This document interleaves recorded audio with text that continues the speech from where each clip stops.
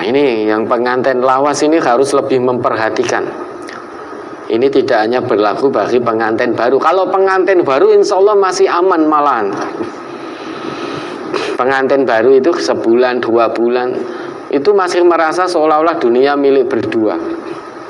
Pengantin baru lagi seneng-seneng, lagi wis pokoknya ya, aku tak bisa hidup tanpamu, dan lain sebagainya dan lain sebagainya. Di mana ada suami harus ada istri, di mana ada istri ada suami. Pengantin baru biasanya nempel koyo perangku. Lah pengantin lawas iki cedaki istrinya, ngopo to Bu, aja cedak-cedak rono. Begitu pula istrinya dideketi suami kadang ya sudah tidak mau, sumuk, males dan lain sebagainya dan lain sebagainya. Ini pengantin-pengantin lawas. Ya, maka diingat tujuan pernikahan yang Allah tetapkan. Jadi kita hidup sebagai orang Islam itu semua ada aturannya. Aturannya bukan landasannya hawa nafsu, termasuk pernikahan ini yang Allah tetapkan tujuannya. Maka saya Surat Ar-Rum surat 30 ayat 21. Wa min ayatihi an khalaqalakum min anfusikum azwajan litaskunu ilaiha wa ja'ala bainakum mawaddatan wa rahmah. Inna fi dzalika laayatil liqaumin yatafakkarun. Dan di antara tanda-tanda kekuasaannya ialah Dia menciptakan untukmu istri-istri dari jenismu sendiri, supaya kamu cenderung dan merasa tentram kepadanya, dan dijadikannya di antaramu rasa kasih dan sayang. Sesungguhnya pada yang demikian itu benar-benar terdapat tanda-tanda bagi kaum yang berfikir. Ya, itu tujuan pernikahan, sakinah. Sakinah itu apa toh? Sakinah itu sukun, sukun itu mati, mati itu tenang, tenang itu diam. Diam dalam arti baik suami maupun istri itu saling mensupport, saling mendukung, saling menutup kekurangannya masing-masing. Ya. Jangan saling menyalahkan, jangan saling mengungkit kesalahan-kesalahan masa lalu. Oh, gue dhisik ngene, lan jenengan ngeten, yo wis sesera urusan. Itu mengungkit masa lalu, enggak akan ada ketenangan. Bagaimana apa yang ditunjukkan, dicontohkan oleh Nabi kita saat beliau pertama kali menerima wahyu, melihat malaikat Jibril, gemetar, merinding, gemetar, tubuh bergetar sampai keringat ibaratnya segerontol-gerontol, takut, gelisah karena tidak pernah melihat wujud malaikat Jibril. Itu pertama kalinya Nabi melihat. Sampai rumah gelisah, kemudian ditenangkan oleh istri beliau Siti Khadijah. Ditenangkan, diselimuti, dipeluk, ditenangkan. Itu contoh, salah satu contoh yang ditunjukkan oleh Nabi kita. Nah, kalau kita ngaku umatnya Nabi Muhammad, ikuti itu. Suami istri saling menenangkan. Suami pulang dari tempat kerjanya, ada masalah, cerita pada istrinya, istrinya menenangkan, malah ojo ngompor-ngompori. Kalah di gimau untuk tugas lembur meneh, ini ngerjakan ini itu, wah kesel banget aku. Ya istrinya malah lah nggih to, bosen jenengan iku wis kurang ajar tenan kok. Ngerti urung rampung wis ditambahi meneh apa niku ora tau ngrasake bosen jenengan memang kurang ajar. Pun nek ngoten golek nggon liya mawon, pindah nyambut damel. Seorang genah ngoten niku padake menungso rentuk leren. Nah, itu berarti istri ngompori. Suaminya semakin menjadi-jadi. Begitu pula istri curhat dengan suaminya. Delala suaminya pulang kerja capek. Istri curhat, "Mas, tadi teman saya itu begini-begini. Ya, punya masalah. Kebetulan masalahnya ini dengan saya berkait misalkan jualan online. Lah kok ini jane saya juga jual yang sama Mas dengan fulanah itu, padahal dia teman baik saya, tapi saya tahu kok malah beli di tempat lain, kok tidak beli di tempat saya. Ketika saya tanyakan malah jawabnya, lho wong jutuku kan ya sak-sakku toh. Oh ini hati saya sakit Mas, bagaimana? Nah, buah suaminya wis rasa kekancan karo sing ngono-ngono kuwi. Kancamu kuwi berarti orang nganggep kowe kanca, Dik. Ngerti dodolane padha kok luwih milih tuku ning gone fulanah ora milih tuku ning kowe. Ha kuwi ora teman setia kuwi. Bukan teman setia. Wis ora sah nyambung meneh, was pokoknya apa yang menjadi laporan istrinya, apapun itu dibenarkan oleh suaminya tanpa tabayun dulu suaminya. Asal itu laporan dari istrinya, muncul rasa bela yang luar biasa dari suaminya. Misalkan istri punya masalah dengan tetangga, sakjane kalau ditabayunkan sing salah itu jane istrinya. Namun karena ini istri yang laporan, wah piye-piye oh ya bojoku, ya kuwi kan mung tanggoku.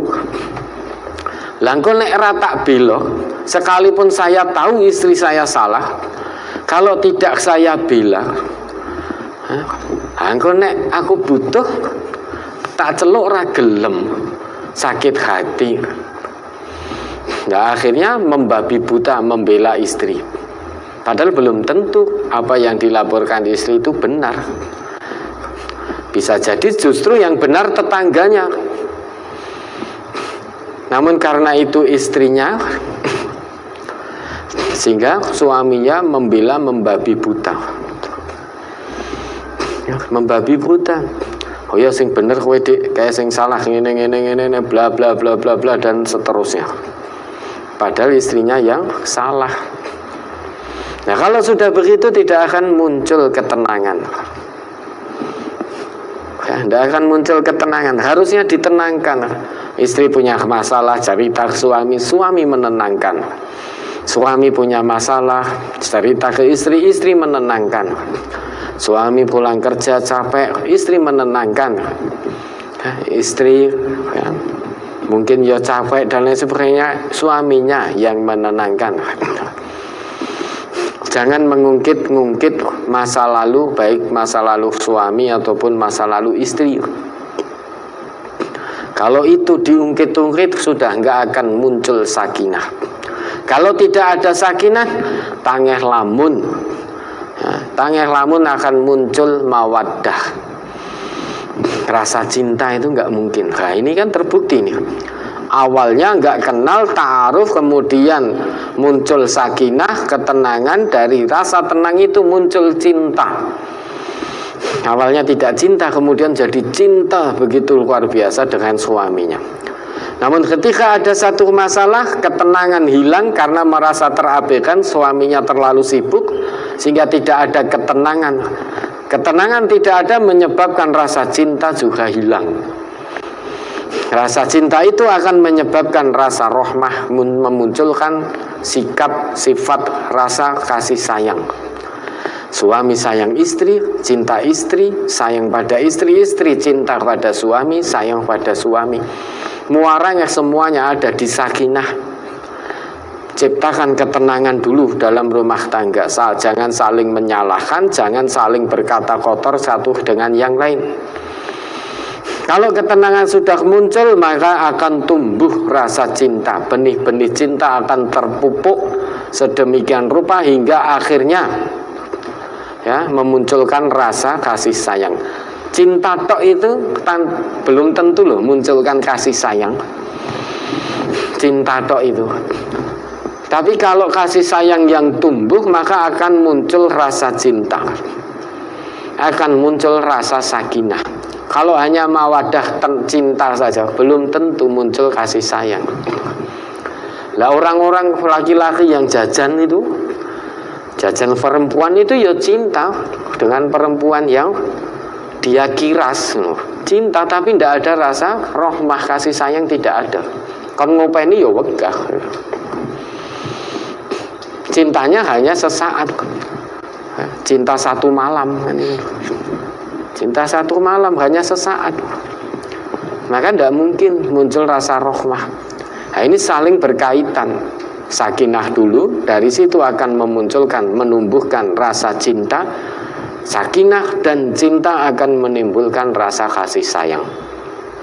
Kalau kasih sayang tercabut, maka cinta tercabut, sakinah juga akan lenyap. Nah, sehingga pengen cerai, pengen selingkuh, dan lain sebagainya, dan lain sebagainya. Maka pahami betul apa yang telah ditetapkan oleh Allah terkait dengan tujuan pernikahan. Ya, mudah-mudahan bisa dipahami. Ada lagi? Berikutnya, sependek yang saya ketahui, ada orang yang zina lalu mendatangi Nabi untuk dihukum rajam. Apakah ada riwayat yang menyebutkan seseorang berbuat zina kemudian dihukum dera atau rajam, namun pelakunya tanpa mendatangi Nabi? Saya belum tahu itu. Ya. Kenapa kok semuanya mendatangi Nabi? Karena ada Nabi, ada Rasul. Segala sesuatu ya mesti ditanyakan kepada Rasul, kepada Nabi, terkait satu perbuatan atau satu hukum. Itu semuanya datang kepada Nabi. Semuanya datang kepada Nabi karena memang pada waktu itu Nabi masih sugeng, sehingga sudah selesai semua. Karena Nabi itu yang mendapat wahyu dari Allah, beliau utusan Allah. Ketika Nabi masih sugeng, segala permasalahan semuanya datang kepada Nabi, termasuk ini. Orang zina, laki-laki yang zina, kemudian perempuan yang hamil zina, datang semua kepada Nabi untuk minta agar Nabi mensucikan dirinya dari perbuatan zina tersebut. Ya, lah kalau sekarang ya, Nabi sudah tidak ada. Nabi sudah tidak di tengah-tengah kita, namun ajaran beliau ada di tengah-tengah kita. Ya, kalau ditanyakan apakah ada riwayat, Ustaz Ghazali sudah pernah menemukan riwayat yang zina kemudian dirajam tanpa mendatangi Nabi? Belum tahu. Ya, sependek sampai hari ini saya juga belum tahu itu. Lah nanti kalau ternyata di kemudian hari kami mengetahui, nanti akan kami sampaikan. Nah, kenapa kok semua datang kepada Rasul? Nah, karena Rasul masih sugeng. Beliau yang paling paham tentang agama ini. Beliau yang paling paham tentang agama. Maka setiap ada permasalahan, orang-orang pada waktu itu ya datang kepada Nabi.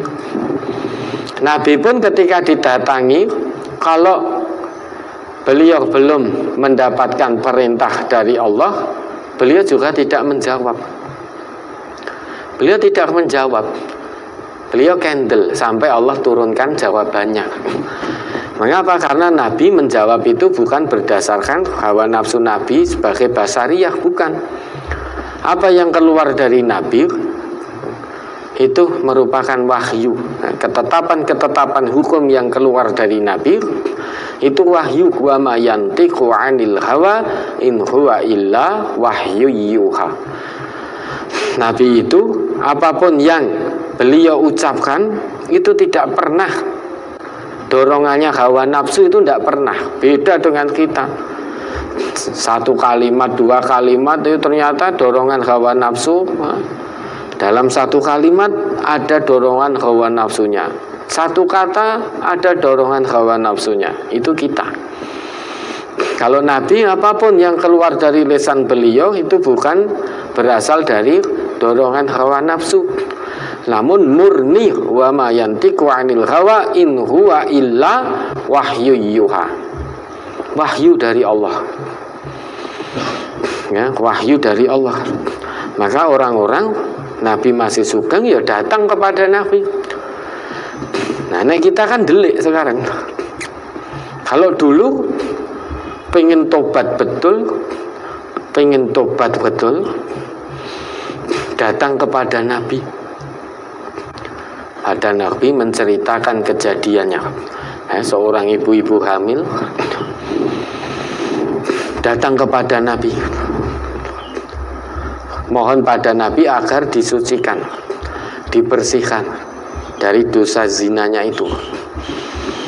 Kemudian Nabi memanggil wali dari perempuan ini tadi, ibu tadi, untuk merawat perempuan ini baik-baik. Nanti kalau sudah melahirkan, bahwa datang lagi kepada Nabi. Begitu melahirkan, kemudian perempuan tadi dibawa oleh walinya menghadap Nabi, kemudian dibersihkan oleh Nabi, dirajam hingga meninggal. Setelah itu Nabi menyolatkan. Saat melihat Nabi menyolatkan perempuan tadi, ditegur oleh Umar, "Ya Rasulullah, kenapa engkau menyolatkan? Padahal dia matinya dirajam karena zina." Jawab Nabi apa? Bahwa perempuan ini sudah bertobat. Tobatnya itu laukusimat baina sab'ina min ahlil Madinah. Kalau tobat perempuan ini dibagikan kepada 70 penduduk Madinah, lawasi'athum, ya begitu hadisnya, niscaya akan mencukupi. Ditegur oleh Umar, kenapa kok Nabi menyolatkan seorang perempuan yang meninggal dirajam karena zina? Nabi menjawab, tobatnya perempuan ini laukusimat baina sab'ina min ahlil Madinah, maka lawasi'athum. Kalau tobatnya perempuan ini dibagikan kepada 70 penduduk Madinah, niscaya mencukupi. Maka Nabi menyolatkan, wahal wajadta afdola min, apa itu kemudian? Afdola min anjadat binafsiha lillahi ta'ala. Apakah kamu dapati yang lebih utama? Orang yang datang bersungguh-sungguh untuk menyerahkan dirinya kepada Allah, hanya mengharap ridho Allah, itu tidak ada orang tahu. Namun datang menghadap Nabi mengakui perbuatannya, padahal tidak ada orang tahu. Dalam Islam, hukum baru bisa ditegakkan kalau ada 4 saksi. Ini tidak ada yang tahu. Namun perempuan tadi karena ingin datang menyerahkan dirinya kepada Allah dengan penuh kesungguhan, maka datang menghadap Nabi mengakui perbuatannya. Kemudian dirajam. Tobat perempuan ini kalau dibagikan ke 70 penduduk Madinah, niscaya mencukupi kabeh keduman wong 70 itu. 70 itu bukan berarti mungkin saja bukan hitungan 1, 2 sampai 70. Orang Arab itu menyebut banyak itu biasanya dengan kelipatan 7, 70, 700. Bisa jadi itu menunjuk sekian banyak, karena banyaknya penduduk Madinah. Andai kata dibagi tobat perempuan tadi itu mencukupi.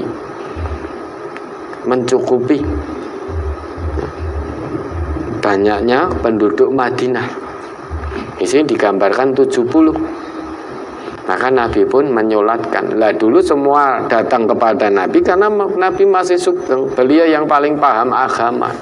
Maka selesai sampai di hadapan Nabi. Karena apa yang keluar dari Nabi bukan hawa nafsu, namun murni karena wahyu dari Allah. Ya, mudah-mudahan bisa dipahami. Ada lagi?